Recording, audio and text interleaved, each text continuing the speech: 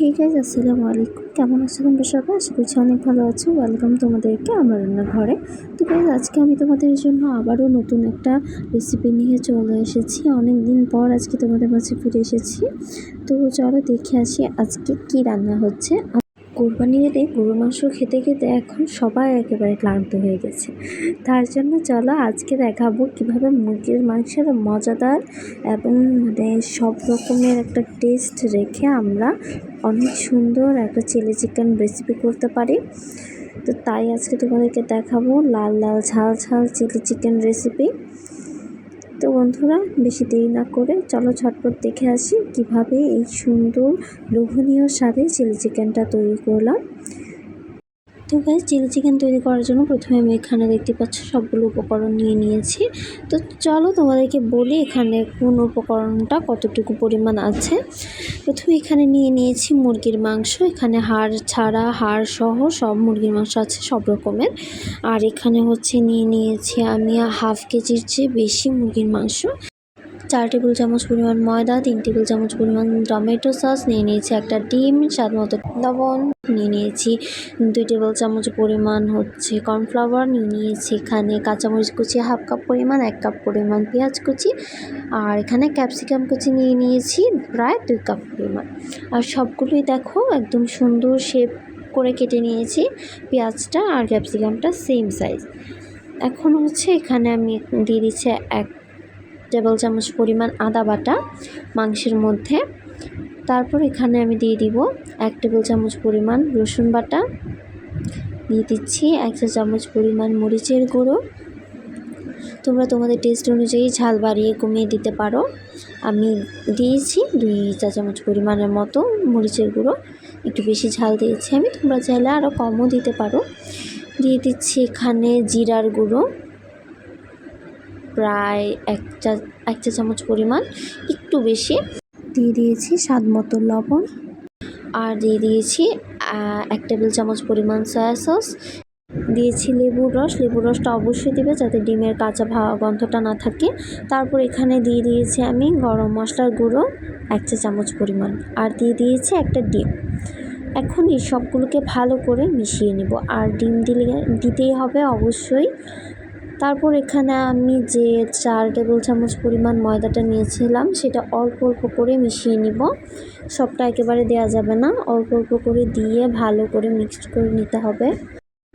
এটা মেশাতে থাকার এক পর্যায়ে দেখতে পারবে যেটা আঠালো একটা ভাবে চলে এসেছে, তখন বুঝবে যেটা মেশানো হয়ে গেছে। আর তোমরা চাইলে এটা 1 ঘন্টা আধা ঘন্টা ম্যারিনেট করে রাখতে পারো। আমি ম্যারিনেট করে রাখিনি, আমি সরাসরি করে ফেলেছি। তোমরা চাইলে ম্যারিনেট করতে পারো। এরপর চুলা একটা কড়াই বসিয়ে তাতে তেল দিয়ে দিয়েছি। তেলটা গরম হয়ে গেলে এতে মাংসগুলো দিয়ে ম্যারিনেট করে রাখা চিকেনগুলো দিয়ে ভালো করে চিকেনগুলো ভেজে নিতে হবে। দেখতেই পাচ্ছ একেবারে লাল লাল করে মুচমুচে করে ভালো করে ভেজে নিব আমরা এটা। তোমরা অবশ্যই এটা বাসায় ট্রাই করবে, যেহেতু গরুর মাংস খেতে খেতে সবাই বোরিং হয়ে গিয়েছ। এটা খেয়ে দেখবে অনেক বেশি টেস্টি, খেতে দুর্দান্ত হয়, খুবই সহজ, বাসায় তৈরি করে নেওয়া যায়। তার জন্য বলছি। তো ভালো করে ভেজে নিয়ে ফিরে আসছি। এখন আমরা এখানে চিলি চিকেন স্পেশাল সস তৈরি করব। তার জন্য প্রথমে এখানে টমেটো সস নিয়ে নিয়েছি 1/4 কাপ, নিয়ে নিয়েছি 1 টেবিল চামচ পরিমাণ সয়া সস। তারপর এখানে দিয়ে দিব সাদা গোলমরিচের গুঁড়ো, তোমরা চাইলে কালো গোলমরিচের গুঁড়োটাও ব্যবহার করতে পারো 1 চা চামচ পরিমাণ। এখন এখানে 1 চা চামচ পরিমাণ চিনি দিয়ে দিয়েছি। টেস্ট বাড়ানোর জন্য দিয়ে দিয়েছি লেবুর রস, তোমরা চাইলে সাদা ভিনেগারও ব্যবহার করতে পারো। 1 চা চামচ পরিমাণ সাদা ভিনেগার। আর তারপর এখানে দিয়ে দিচ্ছি 1/2 চা চামচ পরিমাণ টেস্টিং সল্ট। এখানে অবশ্যই টেস্টিং সল্টটা ব্যবহার করার চেষ্টা করবে, যেহেতু রেস্টুরেন্ট স্টাইলে করে তৈরি করছি, রেস্টুরেন্টে অবশ্যই টেস্টিং সল্ট ব্যবহার করে তার জন্য। তো আমার চিলি চিকেন স্পেশাল যে সসটা রেডি। এখন চুলায়, আর এদিকে মাংসটা ভাজা হয়ে গিয়েছে আমার, চুলায় একটা কড়াই বসিয়ে তাতে সাদা তেল দিয়ে দিয়েছি। এখন এতে যে আমার সাইজ করে কেটে রাখা বড় বড় করে পেঁয়াজ কুচিটা দিয়ে দিয়েছি।